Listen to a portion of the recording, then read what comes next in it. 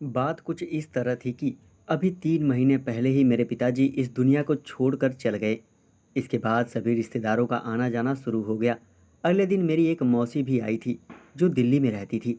मेरी मौसी का नाम सोनम है। उनकी उम्र लगभग 25 साल की होगी, लेकिन कोई भी उन्हें देखकर 20 साल से ज़्यादा नहीं कह सकता था। उनका फिगर काफ़ी अच्छा था। उन्होंने अपने आप को काफ़ी फिट रखा हुआ था। मेरे मौसा भी साथ में आए थे, लेकिन उन्हें कहीं बाहर जाना था तो मौसी ने मुझसे कहा, बेटा मैं किसी काम से बाहर जा रहा हूँ और तुम्हारी मौसी यहीं पर रुकी रहेंगी। जब यहाँ सब ठीक हो जाए तो उन्हें घर छोड़ आना। मुझे 1 महीने से ज़्यादा लग जाएगा। मैंने कहा ठीक है मौसा जी। मैं और मौसी जी एसी वाले रूम में एक ही बिस्तर पर लेट गए। बाकी सब बाहर बरामदे में सो गए।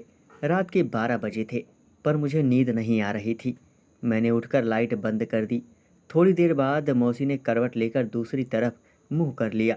उस समय मौसी ने नाइटी पहनी हुई थी। मेरे दिमाग में उनके साथ वह वाले ख्याल आने लगे। मेरे दिल में एक डर ही था कि कहीं मौसी जाग न जाए और सबको पता न चल जाए।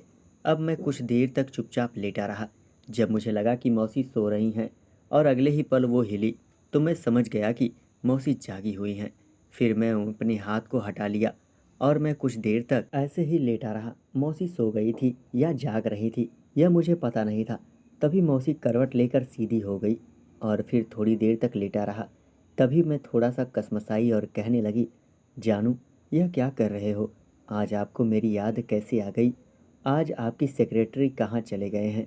मैं कुछ नहीं बोला, लेकिन वह नहीं जाग कर शायद वह अभी नींद में थी। दोस्तों, चैनल को सब्सक्राइब करें और हिलाते रहें। Thank you.